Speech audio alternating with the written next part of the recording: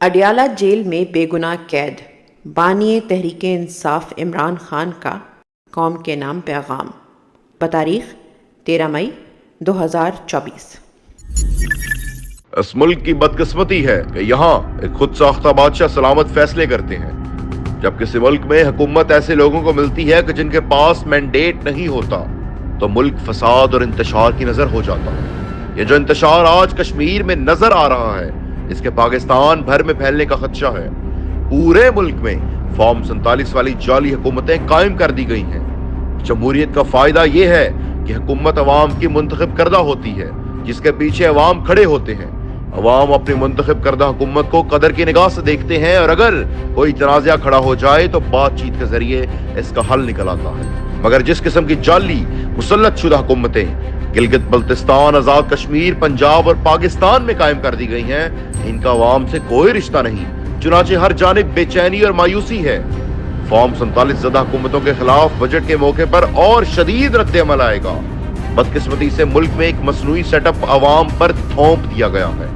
نگران وزیر اعظم کاکڑ اور راول پنڈی کے کمشنر نے سچ بیان کر کے اس حکومت کی اصلیت کو بے نقاب کر دیا ہے۔ اس حکومت کی بالکل کوئی حیثیت نہیں۔ SIFC جیسا غیر آئینی ادارہ اس ملک پر تھوپ دیا جاتا ہے اور کوئی نہیں بولتا۔ اس کا ایک ہی کام تھا کہ ملک میں پیسہ لائے گا، جبکہ پاکستان بزنس کونسل نے کھل کر بتا دیا ہے کہ پیسہ ملک میں آنے کی بجائے باہر جا رہا ہے۔ ایک طرف قوم کو زرعی انقلاب کی ٹرک کی بتی کے پیچھے لگایا گیا، اور دوسری طرف گندم درآمد کر کے اربوں کی دہاڑیاں لگائی گئیں، جس سے گندم کا کاشتکار معاشی طور پر قتل ہو گیا۔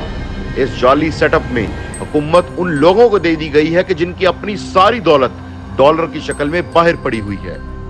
لیڈر کو قربانی دینی پڑتی ہے، اور نواز اور زرداری کا یہ گروہ کسی صورت قربانی نہیں دے گا، اور نہ ہی یہ لوگ اپنا پیسہ ملک میں واپس لائیں گے۔ ان کے حرام کے پیسے پر جنرل مشرف اور بعد کے ادوار میں ISI نے مجھ سمیت سب کو خود تفصیلات فراہم کی، اور آج ان کو ہمارے سروں پر مسلط کر دیا گیا ہے اور ان کی صفائیاں دیتے پھر رہے ہیں۔ اس جعلی نظام کو قوم پر مسلط کرنے کا مقصد صرف اس ایک آدمی کی طاقت میں اضافہ کرنا ہے، جس نے اپنی ذاتی طاقت کے حصول کے لیے پورے ملک کو تباہ کر دیا ہے۔ حمود الرحمان کمیشن رپورٹ نے واضح کر دیا تھا کہ کس طرح ایک شخص یحییٰ خان نے اپنی ذاتی طاقت بڑھانے کے لیے ملک کو ٹوٹنے دیا۔ حمود الرحمان کمیشن رپورٹ پاکستان کے ہر شہری کو پڑھنی چاہیے، تاکہ سب کو پتہ چل سکے کہ یحییٰ خان اور شیخ مجیب الرحمان میں سے غدار کون تھا۔ میں اس وقت جیل میں اس وجہ سے موجود ہوں کیونکہ میرے جیل سے باہر ہونے سے بادشاہ کی طاقت کم ہوگی۔ 9 مئی کو صبح پاکستان کی سب سے بڑی سیاسی جماعت کے سربراہ اور پاکستان کے سب سے زیادہ اعزازات تمغے جیتنے والے شخص کو جس طرح ہائی کورٹ سے اغوا کیا گیا، اس کا مقصد عوام کو اشتعال دلانا تھا، جبکہ میں نے اس دن صبح اپنے ویڈیو پیغام میں واضح طور پہ کہا تھا کہ اگر میری گرفتاری مقصود ہے تو وارنٹ دکھائیں اور گرفتاری کر لیں، میری جانب سے کوئی مزاحمت نہیں ہوگی۔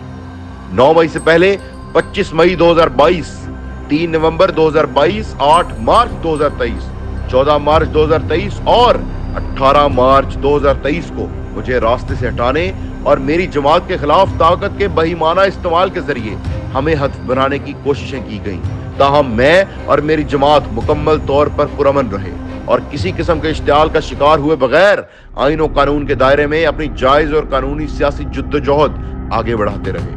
DGISPR اور چیف آف آرمی سٹاف دھمکی آمیز سیاسی بیانات داغ رہے ہیں اور فوج کو سیاست میں ملوث کر رہے ہیں، جس سے فوج کی ساکھ متاثر ہو رہی ہے۔ جب سیاسی بیانات اور پریس کانفرنسز کی جائیں گی تو سیاسی جماعت ان کا جواب دینے کا حق رکھتی ہے۔ 9 مئی کی صبح میرا ہائی کورٹ سے غیر قانونی اغوا لندن پلان کا حصہ تھا، جس پر جنرل عاصم منیر مجھ سے معافی مانگے۔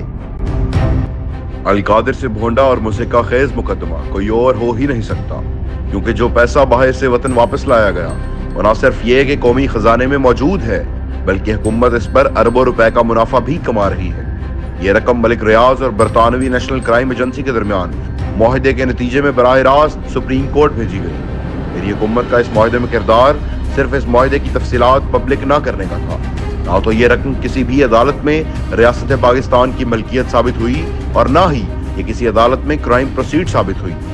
سرکاری اعداد و شمار کے مطابق 2019 کے آخر سے مئی 2023 تک حکومت پاکستان وطن واپس آنے والے اس پیسے پر 13 अरब 94 करोड़ रुपए का मुनाफा कमा चुकी है, जबकि मई 2023 से आज तक कमाए गए मुनाफे के अदाद शुमार आना अभी बाकी हैं। शौकत खानम और नमल की तरह अल कादिर ट्रस्ट भी मेरी या मेरे अहले खाना की मलकियत है, ना ही मैंने इससे एक पाई का जाती फायदा उठाया। अलूम इस्लामिया और जदीद मज़ामीन पर गरीब बच्चों को मुफ्त तालीम की फरहमी के लिए वीरान और बियाबान जमीन पर कायम की गई अल कादिर यूनिवर्सिटी का मुकम्मल नज़्म व नस्क ट्रस्ट के जिम्मे है, जो हरगिज मेरी या मेरे अहले खाना में से किसी की मलकियत नहीं। चुनाचे इस भोंडे और बेबुनियाद मुकदमे के मुहर्रिकात मुकम्मल तौर पर सियासी हैं। जरदारी और नवाज शरीफ का मामला ये है कि वो रफाह आमा के कामों के लिए ट्रस्ट नहीं बल्कि अपने महल्लात बनाते हैं, जबकि फौजी कब्जा शुदा नैब इनके और इनके बच्चों पे साबित शुदा मुकदमात माफ कर देता है। चीफ इलेक्शन कमिश्नर से बेशर्म शख्स मैंने अपनी जिंदगी में नहीं देखा, जिसने तारीख का करप्ट तरीन इलेक्शन करवाया, जिस पर फाफिन और बिलडाट जैसे इदारों ने अपनी तफसीली ऑब्जर्वेशन दी और इन इंतखाबात को धांधली ज़दा करार दिया। रावलपिंडी के कमिश्नर और निगरान वजीर आजम अनवारुल हक काकड़ के आयद करदा इल्जामात, किए गए एतराफात की तहकीकात चीफ जस्टिस और चीफ इलेक्शन कमिश्नर की जिम्मेदारी थी, मगर वो खुद इस सारी धांधली का हिस्सा थे। नतीजतन तहकीकात की बजाय एतराफी बयान देने वाले कमिश्नर को ही गायब कर दिया जाता है। मेरी कौम याद रखे, ये मुल्क मेरा मुल्क है, जिसे छोड़कर बाहर जाने को मैं हरगिज तैयार नहीं हूँ। इस तरह डील का भी सवाल ही पैदा नहीं होता। पाकिस्तान को डंडे के जोर पर चलाया जा रहा है।